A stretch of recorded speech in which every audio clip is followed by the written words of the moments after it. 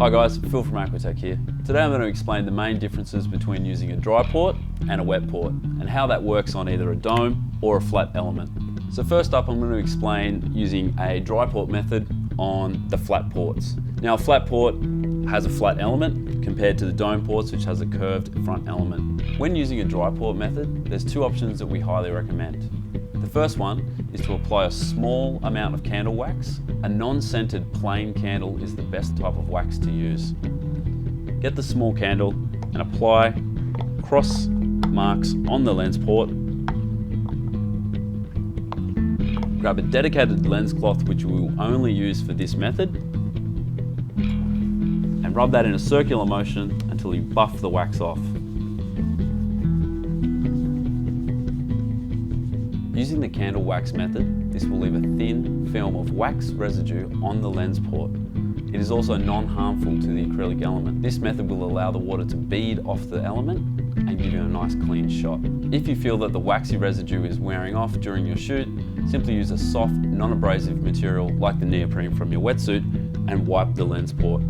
If you find when you are removing the lens port from the water still beads on the lens, simply give the housing a shake or blow on the lens port.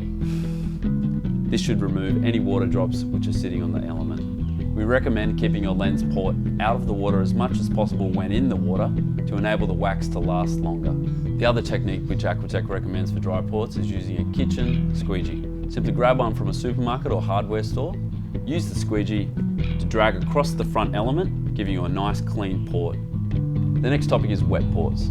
Now wet ports are generally used on all domes, regardless of size. The term wet port actually means that you're going to be shooting with a film of water over the dome. The best way to enable a wet port is human saliva. We all have it, we're never going to be at the beach without it. Before entering the water, lick and spit on the element, giving a nice coating of human saliva. When in the water, you may have to repeat this every 5 to 10 minutes whilst shooting. The key to keeping a wet port is keeping the dome underwater as much as possible. You should only remove the dome from the water for those split seconds when you need to shoot and then replace it back under the water.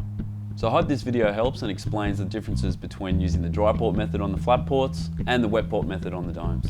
Again, if you do need any more information or help with any of these tips, feel free to contact us through the website, and thanks for watching.